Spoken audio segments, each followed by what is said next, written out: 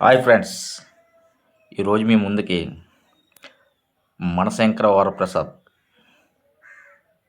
Cinema collection కోసం పచ్చని నిజాలు చెప్పడానికి వచ్చాను. ఆల్రెడీ మీరు సోషల్ మీడియాలో చూసుంటారు. ఒకటే ట్రెండ్, మనశంకర వరప్రసాద్కి హైకోర్టు నుంచి నోటీస్ అంటే వచ్చేసిందండి. మనం ఫస్ట్ నుంచి చెప్పుకుంటున్నాం, ఈ సినిమాని 10 కోట్లు వస్తే 40 కోట్లు 50 కోట్లు వేస్తున్నారు, 2 కోట్లు వస్తే 20 కోట్లు వేస్తున్నారు.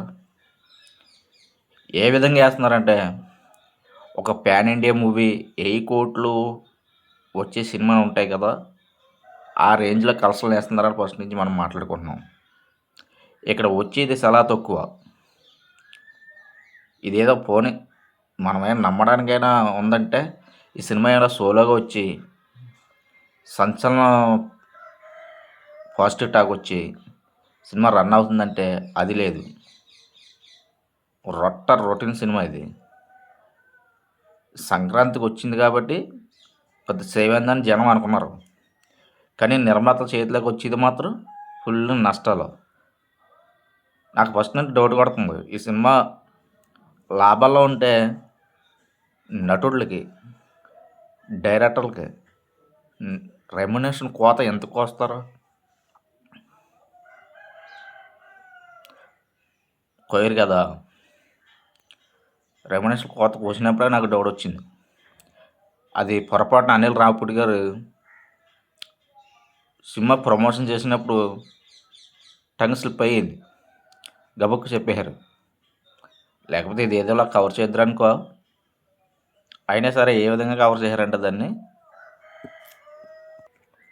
దాన్ని ఏ విధంగా కవర్ చేశారంటే, చిరంజీవి గారు తన కూతురు కోసం రెమ్యునేషన్ వదులుకున్నారని కవర్ చేశారు. మరి చిరంజీవి గారు వదిలేసుకుంటాం, మిగతా వాళ్ళు వదులుకోరు కదా. వాళ్ళ కష్టాన్ని వీళ్ళ అమ్మాయికి ఎందుకు ఇచ్చేస్తారు? ఎవరు కదా. అందులో వాస్తవం లేదు. అందుకే ఈరోజు ఈ పేక పశువులు చూసి హైకోర్టు ట్యాక్స్ కట్టమని నోటీస్ పంపిందంట. మనశంకర వరప్రసాద్ సినిమా నిర్మాతలకు.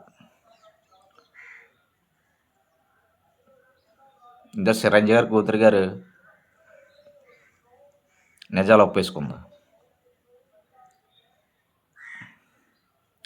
373 కోట్లు పైగా అప్పుడు పోస్టల్ వైహర్లు పేకు.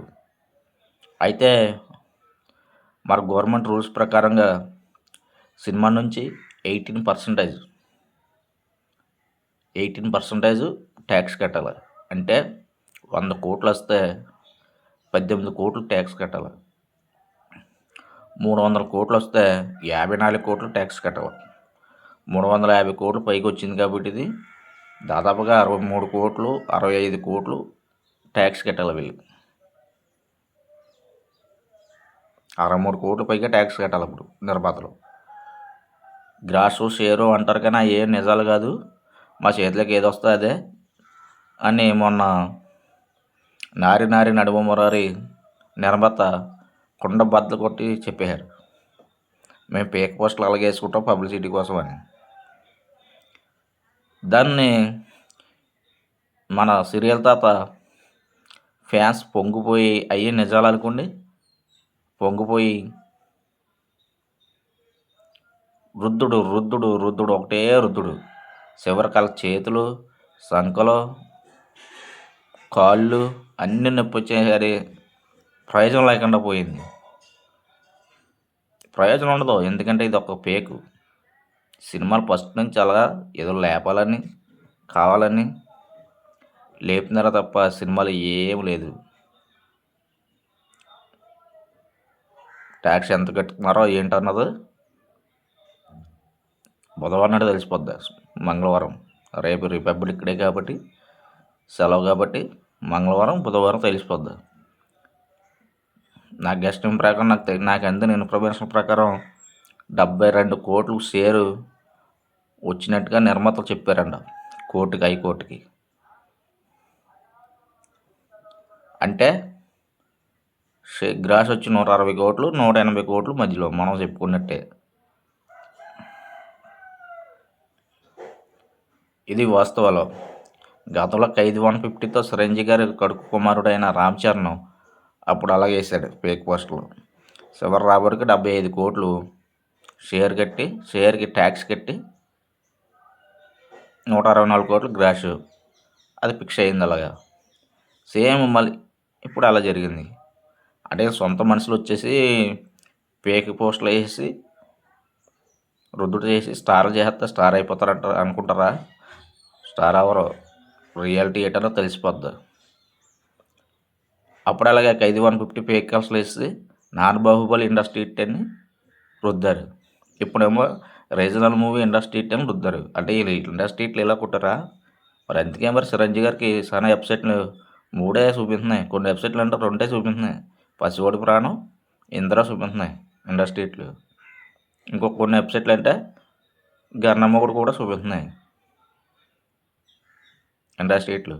మరి బాలకృష్ణ గారికి ఎందుకు 6 చూపిస్తున్నాయి? అదేంటో నిజాయితీ కాబట్టి ఆ నిర్మాతలు కూడా నిజాయితీగా వేస్తారు. అక్కడట్టు వచ్చిన ఐఫ్ రేట్ ప్యాన్ ఇండియా మూవీ 120 కోట్లు 150 కోట్ల మధ్యలో వేసినా సరే ఎవరు నమ్మకపోవడానికి లేదు, నమ్మే విధంగా ఉంటుంది ఆ పోస్టర్. ఎందుకంటే అంత ఐఫ్ వచ్చింది ఆ సినిమాకి. అయినా సరే నిజాయితీగా ఎంత వచ్చిందో అంత వేస్తున్నారు వాళ్ళు. అది నిజాయితీ ఉండాలి. నిజాయితీ ఉంటే మనకి అభిమానులు పెరుగుతారు. నిజాయితీ లేనిది ఆ నిజాయితీగా ఉన్న హీరోలు చూసి 10 మంది ఆదర్శంగా తీసుకుంటారు. పేకు బతుకులు మన కొద్దిగా బతుకులు బతికితే ఎవ్వరు ఆదర్శం కాదు కదా, ఉమ్మేస్తారు, పార్టీలు పెడతారు, పార్టీలు అమ్మేస్తారు. ఎందుకు వచ్చింది? ఏదో చేద్దాం అనుకుంటున్నారు, వస్తున్నారు, ఏం చేయలేకపోతున్నారు. అవుతుంది, రెస్ట్ తీసుకోండి. Thank you very much.